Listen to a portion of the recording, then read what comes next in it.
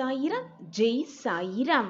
என் அன்பு கண்மணியே, உன்னுடைய ஆசை எதுவோ அது நிறைவேறப் போகிறது. அதன் மூலம் உனக்கு மன நிறைவு ஏற்பட்டு சந்தோஷத்தில் திக்கு முக்காடப் போகிறாய். உன்னுடைய எதிர்பார்ப்பு உன் சாயப்பா நிகழ்த்தப் போகும் அற்புதத்தால் நிகழப் போகிறது, நடந்தேறப் போகிறது. உன்னுடைய இவ்வளவு நாள் சோகமெல்லாம் மாறி உன் வாழ்க்கையின் போக்கே வேறு விதமாக மாறி உன் வாழ்க்கை தரமே உயரப் போகிறது. அதை அனுபவிக்க நீ தயாராக இல்லாமல் இப்படி கலங்கி போய் கண்ணீரோடு இருந்து கொண்டிருக்கிறாயே. உன்னுடைய சோதனைகளெல்லாம் சாதனைகளாக மாறும் நேரம் நெருங்கிவிட்டது. நான் எப்பொழுதுமே உன்னுடன் இருந்தும் உனக்கு இந்த வாக்கை சொல்லிக் கொண்டே இருந்தாலும் உனக்குள் ஏன் எந்த மாற்றமும் நிகழவில்லை? திரு குழந்தையே, கண்களை நன்றாக துடைத்துக்கொள், முகத்தை நன்றாக கழுவிக்கொண்டு உன் சாயப்பாவிடம் வா குழந்தையே. நம்பிக்கையோடு எல்லாமே கடந்து செல்லும், மாற்றங்கள் மாறிக்கொண்டேதான் இருக்கும் என்ற நம்பிக்கை விதையை உன்னில் நான் ஊன்றுவேன். அப்பாவின் இந்த ஒரு விரல் போதாதா உனக்கு? பிடித்துக்கொள் என் குழந்தையே. உனக்கான அந்த சந்தோஷமான வாழ்க்கைக்கு உன்னை நான் கைப்பிடித்து அழைத்து செல்லப் போகிறேன். நம்பிக்கையோடு அப்பாவின் விரலை பிடித்துக்கொண்டு சந்தோஷமாக வா என் குழந்தையே. இன்னும் என்னதான் கோபம் உனக்கு உன் அப்பாவின் மேல்? நீ இருக்கும் இடத்தை விட்டு முதலில் எழுந்து வா. ஏனப்பா என்னை இத்தனை வேதனையில் கொண்டு போய் விட்டீர்கள் என்று என் மேல் கோபமா? என் வாழ்க்கையில் நான் படும் துன்பங்களை பார்த்து ரசித்துக் கொண்டே இருக்கிறீர்களே என்று என் மேல் கோபமா? நான் இவ்வளவு மன போராட்டமோடு தவித்துக் கொண்டிருக்கும் பொழுதும் அமைதியாக அப்படியே உட்கார்ந்திருக்கிறீர்களே என்று என் மேல் கோபமா? என் வாழ்க்கையை காப்பாற்ற யாருமே இல்லை என்று நான் புலம்பி தவிக்கும் பொழுதும் வாழ்க்கையை காப்பாற்ற வராமல் அப்படியே சிலை போல் உட்கார்ந்திருக்கிறீர்களே என்று என் மேல் கோபமா? எனக்கு துணையாக பக்க பலமாக இருக்க யாருமே இல்லை என்று நான் கண்ணீர் சிந்தும் பொழுது என் கண்ணீரை துடைக்க கூட வராமல் இருக்கிறீர்களே சாயிநாதரே என்று என் மேல் வருத்தமா? என்ன செய்வது குழந்தையே? எல்லாம் உன் கர்ம வினையால் இவ்வளவு சோதனைகள், இவ்வளவு வேதனைகள், இவ்வளவு போராட்டங்கள் அனைத்தையும் சகித்துக் கொண்டிருக்கிறாய். உன் கர்மாவை நீ கழித்தேதான் ஆக வேண்டும்.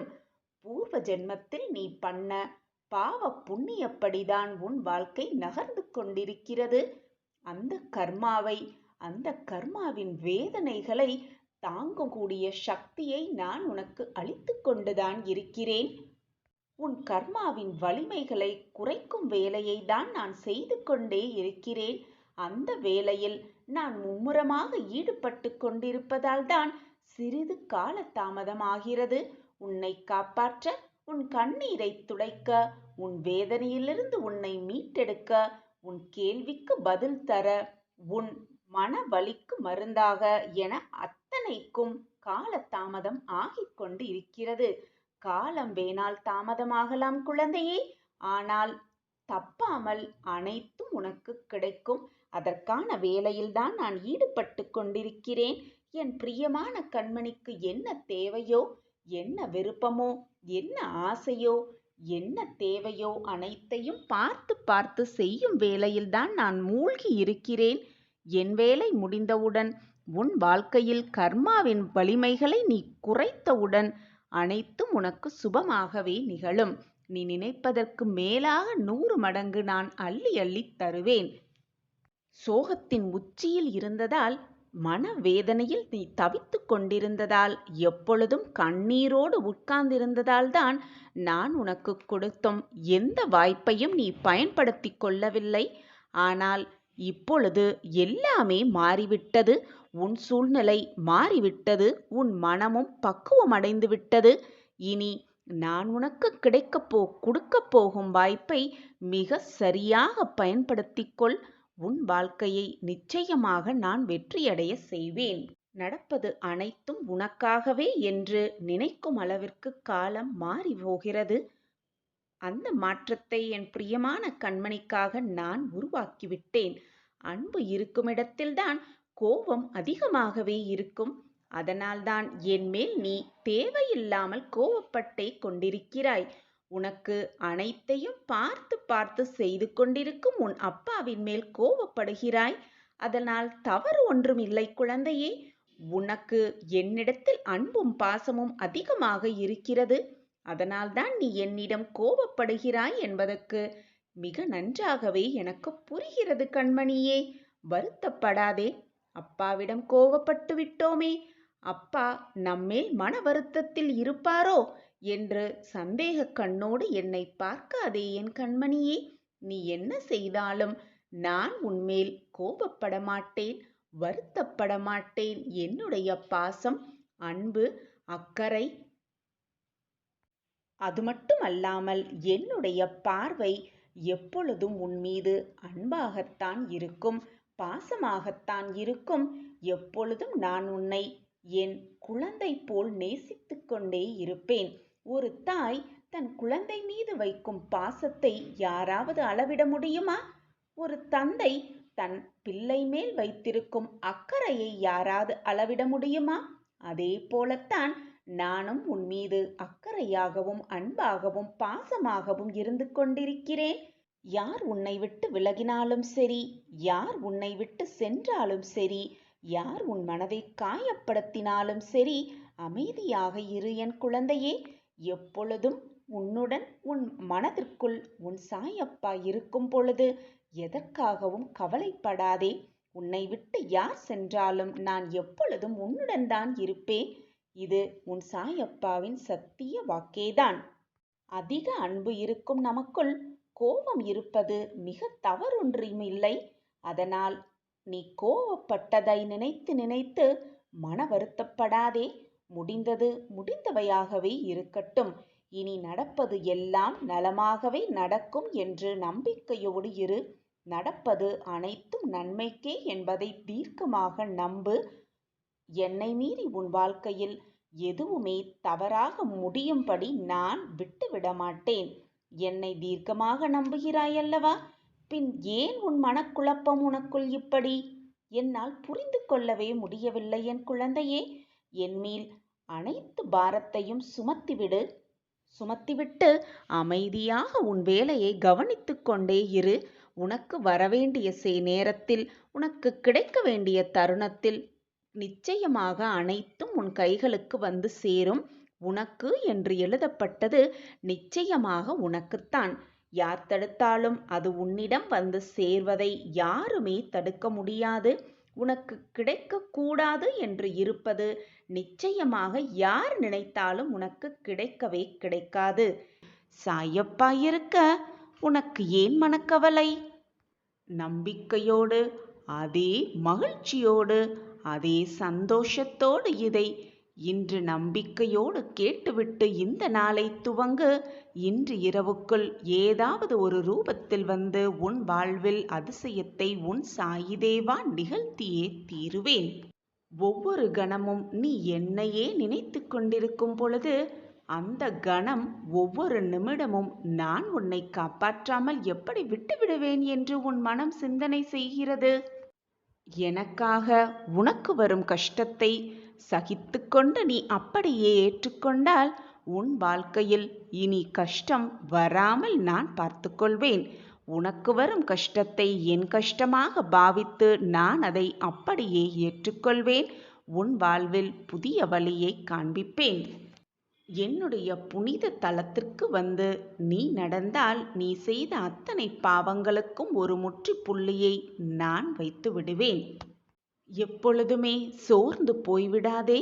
என் பிள்ளையாகிய நீ சந்தோஷமாக இருக்க வேண்டும் என்பதே உன் சாயப்பாவின் ஆசை.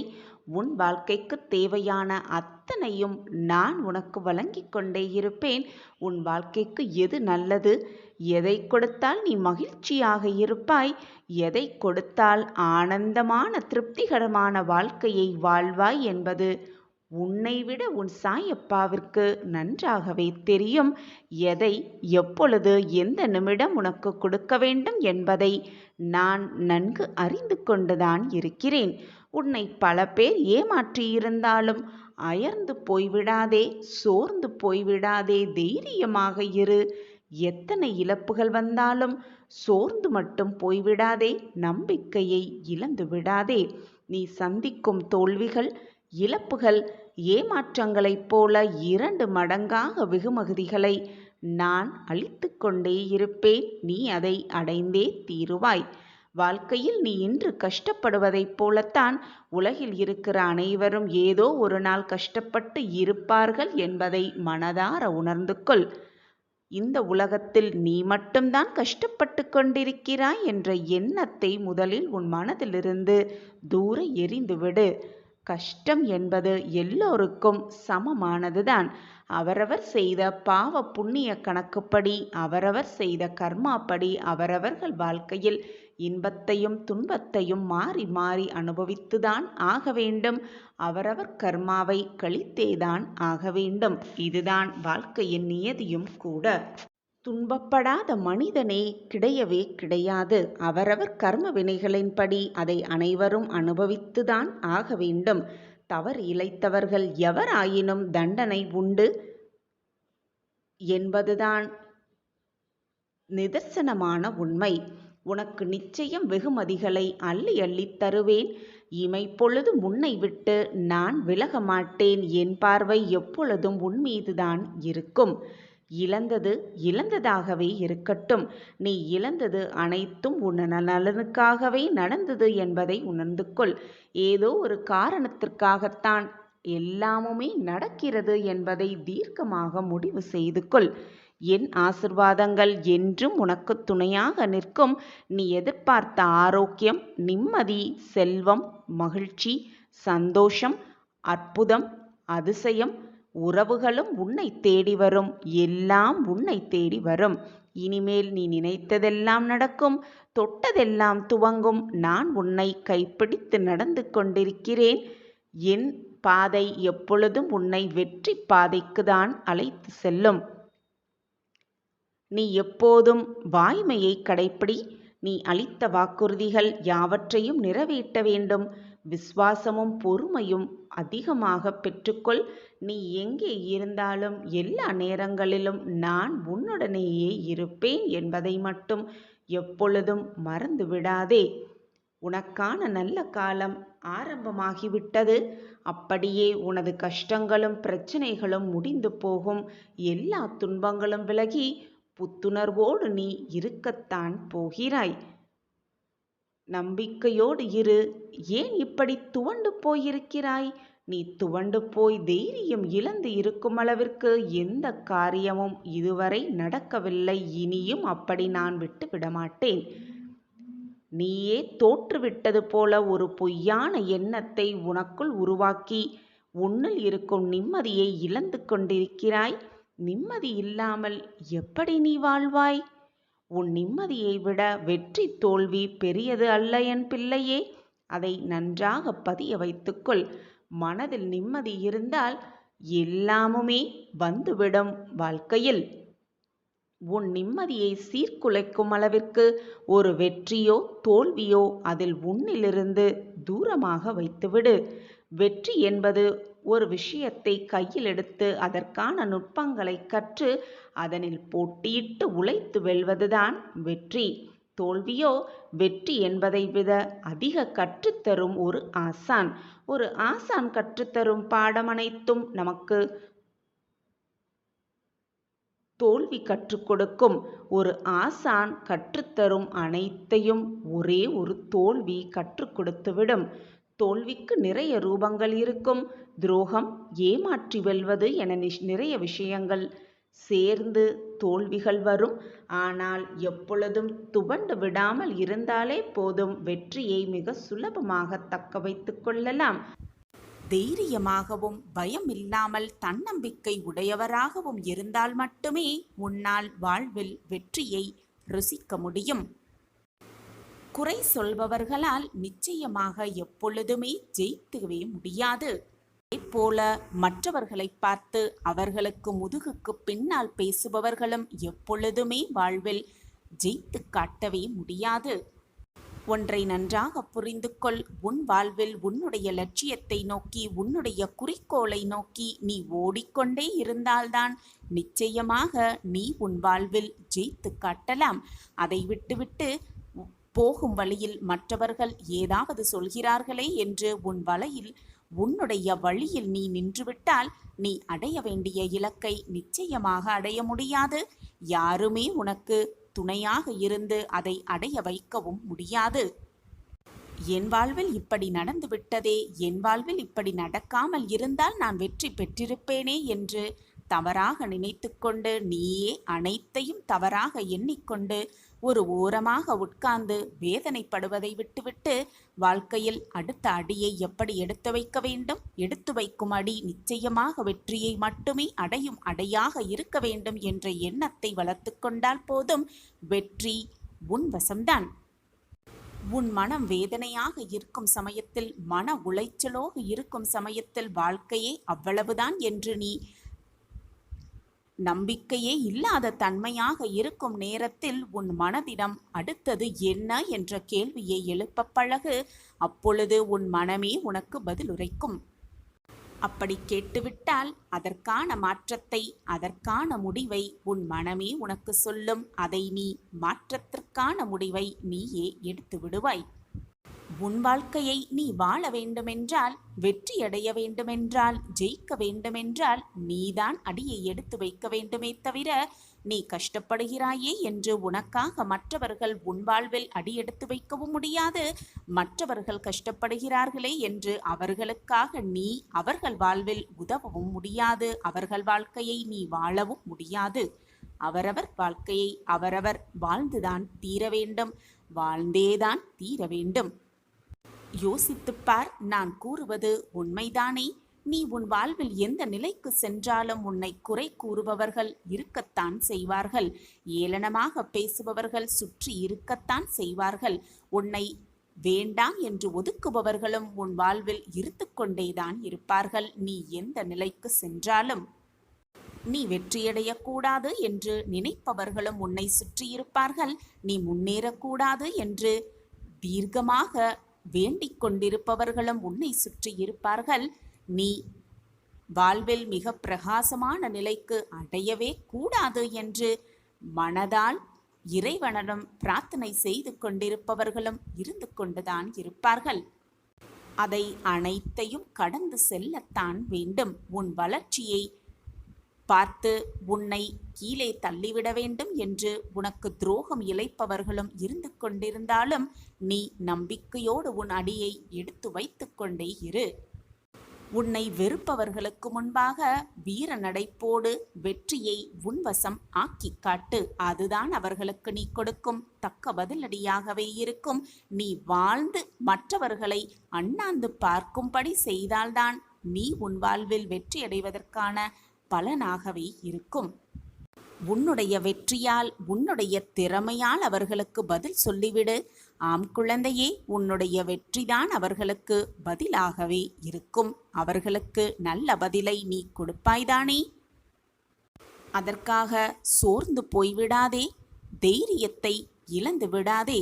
நீ ஜெயிக்க வேண்டும், நீ ஜெயிக்க கூடாது என்று நினைப்பவர்களுக்கு மத்தியில் நான் ஜெயித்து காட்டுவேன் என்ற நம்பிக்கையோடு, தன்னம்பிக்கையோடு போராடிக்கொண்டே இரு. வாழ்க்கையை நிச்சயமாக வென்று காட்டலாம். அவர்களுக்கு முன்பாக நன்றாகவே வாழ்ந்து காட்டலாம். நான் உனக்கு துணையாக, பக்க பலமாக எப்பொழுதுமே 8 திசையிலும் இருந்து உன்னை பார்த்து கொண்டே இருப்பேன். உனக்கு என்ன நடக்க வேண்டும், என்ன நடந்தால் உன் வாழ்க்கையில் நீ வெற்றியை மகுடத்தை சூடுவாய், என்ன கொடுத்தால் உன்னை சுற்றி இருப்பவர்களெல்லாம் உன்னை அண்ணாந்து பார்ப்பார்கள் என்று எனக்கு நன்றாகவே தெரியும். உன்னை கோபுரத்தின் உச்சியில் உட்கார வைப்ப நான் என்னால் ஆன முயற்சிகள் அனைத்தையும் செய்து கொண்டுதான் இருப்பேன். எனவே பயப்படாதே. நீ கேட்பது இந்த நொடியே உனக்கு கிடைக்கும்படி நான் உனக்கு வழிவகை செய்வேன். வாழ்க்கை அமைதியானதுதான். உன் மனம் மட்டும் பதற்றமாக இருக்கிறது. நிதானமாக வைத்துக்கொள். உனக்கு உள்ள பிரச்சனைகள் எல்லாம் உன்னுடைய திறமைக்கு உட்பட்டவைதான். அதையே மீறி பிரச்சனைகள் எதுவுமே இல்லை. நல்ல முடிவுகள் அனுபவத்திலிருந்து பிறக்கின்றன. ஆனால் அனுபவமோ தவறான முடிவுகளிலிருந்துதான் கிடைக்கிறது. எதையும் உயர்வாக பார்க்காதே, தாழ்வாகவும் பார்க்காதே. யாரையும் ஆராதிக்கவும் வேண்டாம், தூற்றவும் வேண்டாம். மனதை சமநிலையோடு வைத்துக்கொள். நோக்கத்தில் தெளிவும் மனதில் அமைதியும் கொண்டு நீ செயல்படும் போதுதான் விரும்பும் லட்சியத்தை உன்னால் நிச்சயமாக அடைய முடியும். உன் எண்ணம்தான் உன் வாழ்வு.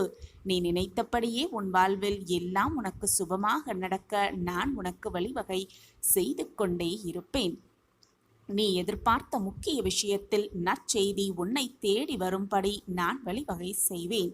தேடி வந்த அதிர்ஷ்டத்தை விட்டுவிடாமல் இறுக்கமாக பற்றிக்கொள். நீ எதிர்பார்த்த முக்கிய விஷயத்தில் அடுத்தடுத்த திருப்பத்தை நான் உன் வாழ்வில் ஏற்படுத்துவேன். இனி உன் வாழ்வில் ஏமாற்றம் என்ற சொல்லே இருக்காது. நான் இருக்கிறேன். பித்துக்கொள்வோமா அல்லது மாட்டிக்கொள்வோமா என்று பலவிதமான குழப்பத்தோடே இருக்கிறாய். உன்னை சுற்றி ஒரு மாய வலை பின்னப்பட்டிருக்கிறது. அதனால்தான் உன் மனம் இவ்வளவு குழப்பத்தோடும் போராட்டத்தோடும் இருக்கிறது என்பதை நான் அறிந்து கொண்டேன்.